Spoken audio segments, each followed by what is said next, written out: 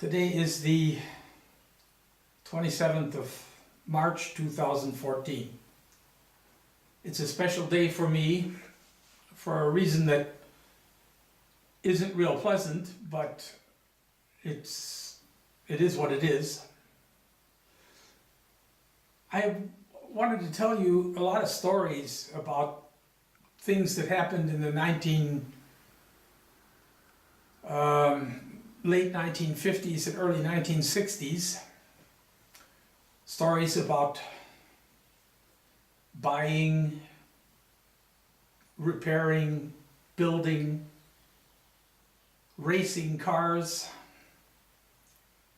rallying, gymkhanas. There are a lot of fun stories to tell, but I can't possibly tell them without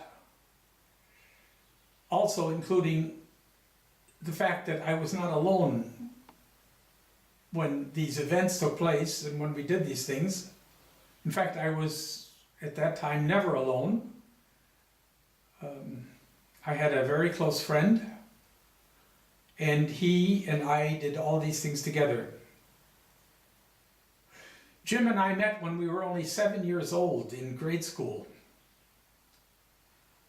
Jim moved to the Chicago area where I lived from Mississippi. He was born in Laurel, Mississippi. And Jim was a very shy, very small person when he was 7, and he always remained shy and small, I think. And the kids in school made fun of him because he spoke with a Southern accent. And as a consequence, he hardly spoke at all. And I felt sorry for him, and I liked him. I thought he was really nice, and I, being somewhat more boisterous and open and unafraid, took him on as a friend. He seemed thankful, and after a short while we realized how much we liked each other. It was just very nice to be together. Well, since it was nice to be together, we stayed together. We finished grade school together, we finished high school together. We went to the University of Illinois in 1959 together. We both changed to Purdue University a year later in Lafayette, Indiana, and we both graduated from Purdue University in 1965. We both moved to Germany in the end of 1965, and we both began doing our graduate work and getting our PhDs from the Max Planck Institute. Jim got his degree from the Max Planck Institute for Virology in Tübingen, and I got my degree from the Max Planck Institute for Biological Cybernetics in 1973. It didn't take that long, 2000. In 1973, it took a long time for us to get our degrees, but we had very good doctoral thesis, and both of us went on then and did research in Tübingen. I finally had to move from Tübingen, or I didn't have to, but I wanted to move because I was offered a position at the university in Gießen. And Jim stayed in Tübingen, but we stayed in contact, and we also always went on vacation together.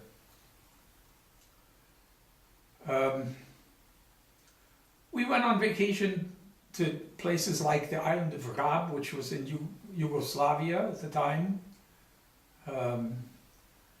We went to the mountains of Austria and Switzerland. We went on vacation in Holland, in the Netherlands, and in northern Germany. We always were together. We even when we were apart, we talked on the phone once a week. I married in 1966 and Jim in 1968. We both had sons about the same time in the early 1970s. Jim only had one and I had three. And we spent much time with our families together. Jim and his wife Mariana and his son Philip came to spend New Year's Eve with us oftentimes. Later on, when Philip was no longer there, Jim and Mariana came. That's all the way things developed. Back in the 1950s and 1960s, Jim and I were both interested in automobiles. And we spent all of our spare time working on or figuring out what we could do with the cars we had to make them faster, to make them more appropriate for racing. Jim was a very good driver, and I was his mechanic.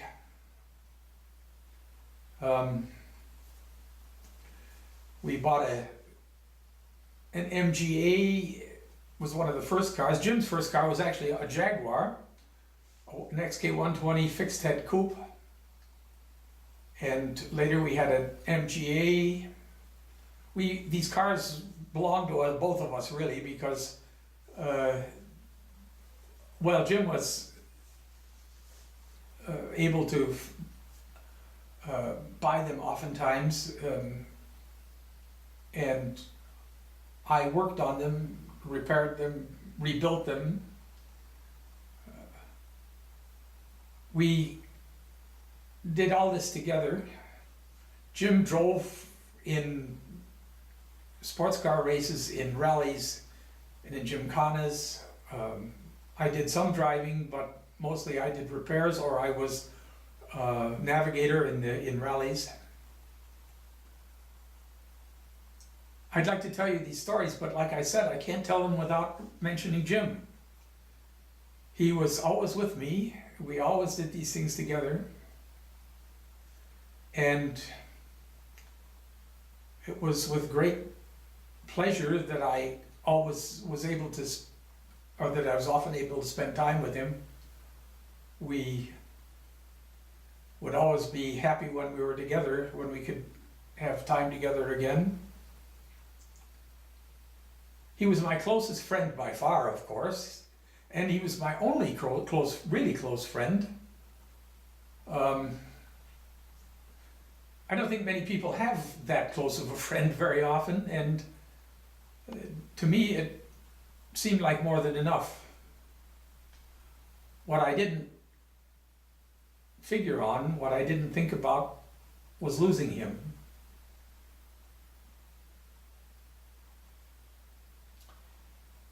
Two years ago today, Jim passed away. He went into the kitchen and smoked his last cigarette of the evening and the last cigarette of his life. He just stopped living in the kitchen in his home. For him, I'm sure it was the perfect death. It was the way he would have wanted it, the way he wanted it, I'm sure. He was 70 years old.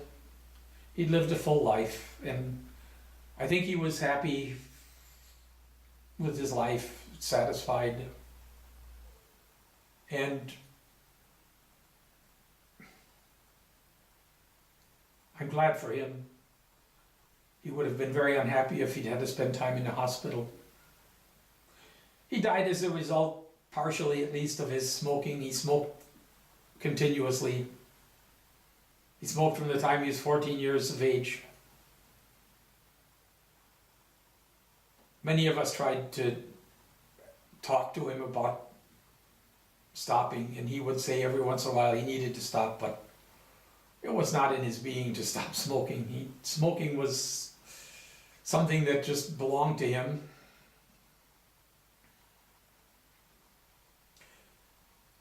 I miss Jim. A lot of people do. He became a very, very successful scientist. He was a rabies specialist here in Europe, one of the leading rabies specialists. He was responsible for doing some of the most important research in rabies. And he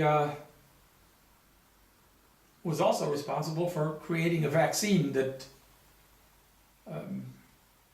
became a standard. He and his wife and son got in an airplane, in the back of an airplane, and they threw out chicken heads over a forested area one time. The chicken heads were loaded with sharp metal injectors that would inject the